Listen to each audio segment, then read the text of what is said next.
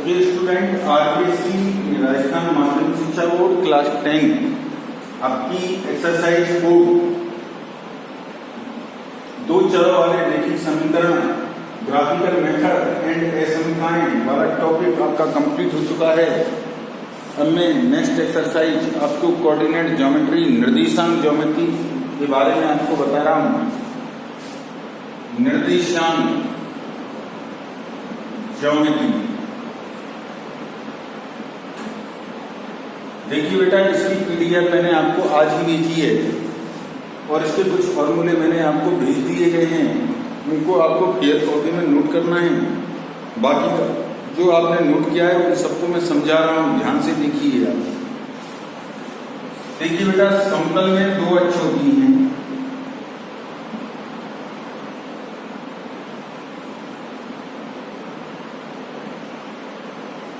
ये X O X dash, Y O Y dash.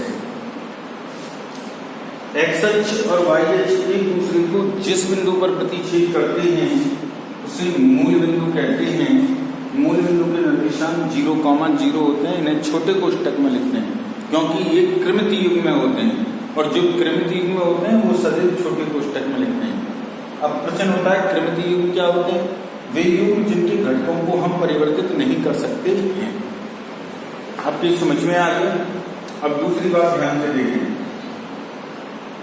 X अक्ष पर कोई भी बिंदु लेते हैं तो वहां वाई निर्देशांक 0 होता है और वाई अक्ष पर कोई बिंदु लेते हैं तो वहां एक्स निर्देशांक 0 होता है। अब मैं आपको निर्देशांक की डेफिनेशन बता रहा हूं।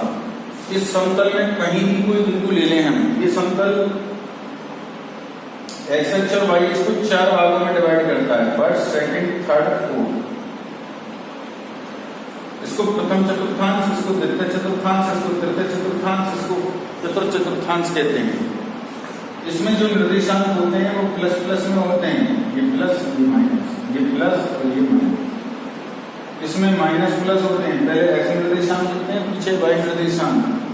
तृतीय में माइनस माइनस होते हैं, पहले एक्स पीछे वाई, और चौथे में प्लस माइनस होते हैं। क्लियर? अब हम इस समतल में कहीं भी कोई बिंदु ले लेते हैं, जैसे हमने बी ले लिया। अब हम क्या करते हैं, इस पी से एक्स अक्ष पर परपेंडिकुलर डालते हैं और इस मूल बिंदु से नाप लेते हैं। मान लो ये नापी गई दूरी क्या है, एक्स। अब हम पी से इस वाई अक्ष पर लंब डाल देते हैं, इसको मूल बिंदु से नाप लेते हैं। नापी गई दूरी वाई है तो ये रेक्टेंगल बन गया। ये एक्स है, रेक्टेंगल का मतलब आयत बन गया। ये 90 डिग्री, ये 90 डिग्री, ये 90 डिग्री, ये अपने आप में 90 डिग्री होगा। आयत बन गया। आयत की आमने और सामने की भुजाएं बराबर होती हैं। ये एक्स है, ये वाई है, तो ये भी कितने का होगा, वाई होगा। अब आप ध्यान से देखें, इस बिंदु P की वाई अक्ष से दूरी या लंबवत दूरी,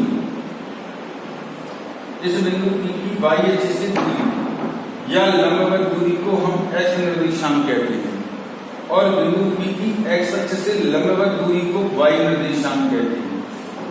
आपकी समझ में आ गया? निर्देशांक का मतलब बिंदु P की वाई अक्ष से जो लंबवत दूरी होती है उसको एक्स कोऑर्डिनेट कहते हैं और बिंदु P की एक्स अक्ष से जो लंबवत दूरी होती है उसको वाई निर्देशांक कहते हैं। पहली बात। दूसरी बात, आपको ये ध्यान रखना है कि एक्स अक्ष पर किसी भी बिंदु के निर्देशांक x, 0 होंगे, ये दूरी x है। वाई अक्ष पर किसी भी बिंदु के निर्देशांक पहले x लिखा जाएगा, x 0 होता है और y। ये चीज समझ में आ जाना चाहिए आपको। और अब मैं आपको समतल में स्थित किन्हीं दो बिंदुओं के बीच की दूरी का फॉर्मूला बता रहा हूं। समतल में स्थित किन्हीं दो बिंदुओं के बीच की दूरी, यहां ध्यान से देखें।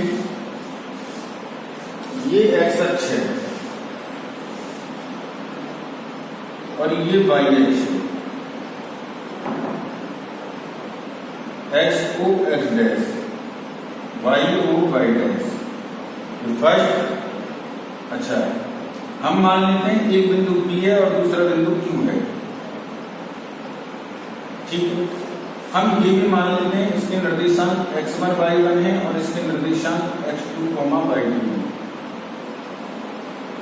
ओके, इससे इस पर लंब डालते हैं, इस पर लंब डालते हैं, तो ये जो दूरी होगी आपकी ये y1 होगी, x अक्ष से लंबवत दूरी y1 और y अक्ष से लंबवत दूरी x1 निर्देशांक की परिभाषा के अनुसार। इससे इस पर लंब डालते हैं, x अक्ष से लंबवत दूरी x2, ये x1 है, ठीक है, और इससे इस पर हम परपेंडिकुलर ड्रॉ करते हैं, ये y2। अब आप ध्यान दें, इसको इससे ज्वाइन कर लेंगे, ये डिस्टेंस फाइंड करते हैं, इससे इस पर हम परपेंडिकुलर ड्रॉ करते हैं,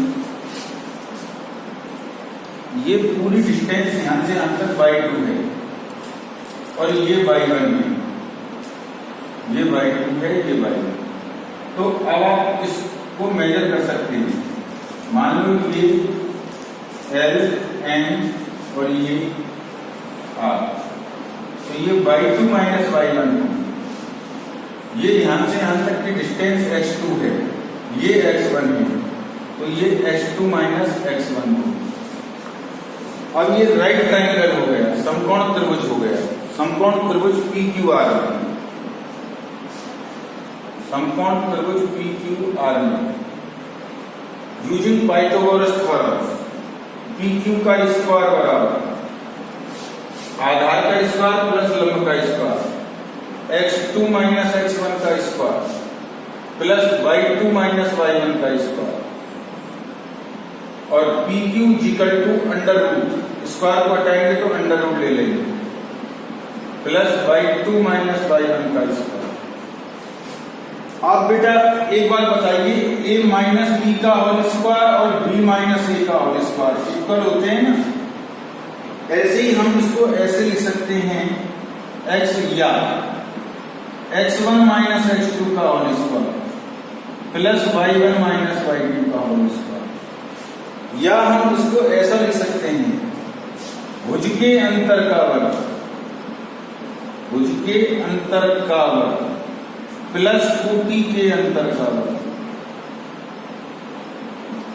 तो ये बेटा x2 माइनस x1 का whole square plus y2 minus y1 का होल स्क्वायर, या x1 माइनस x2 का whole square plus y1 minus y2 का होल स्क्वायर, या भुज के अंतर का वर्ग प्लस कोटि के अंतर का।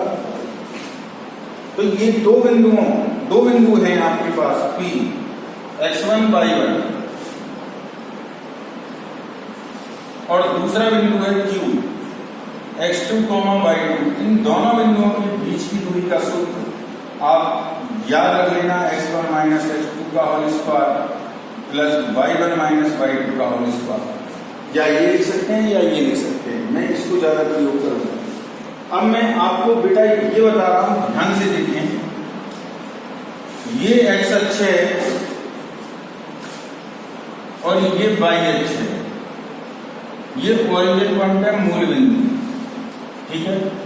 अब मैं दो बिंदु ले रहा हूं, बिंदु P ले रहा हूं, जिसके कोऑर्डिनेट x, y है, इससे इस पर परपेंडिकुलर डाल दो, इस पर परपेंडिकुलर डाल दो, ठीक है। ये डिस्टेंस x हुई और ये डिस्टेंस y है, तो OP आप आसानी से निकाल सकते हैं, ये डिस्टेंस भी x हुई। यूजिंग पाइथागोरस थ्योरम, समकोण त्रिभुज OPL में OP का square equal to x square plus y square, OP equal to under root x square plus y square. तो ये जो फॉर्मूला है, मूल बिंदु O 0,0 की बिंदु P x, y, इन दोनों के बीच की दूरी का फॉर्मूला आपको ये याद रखना होगा।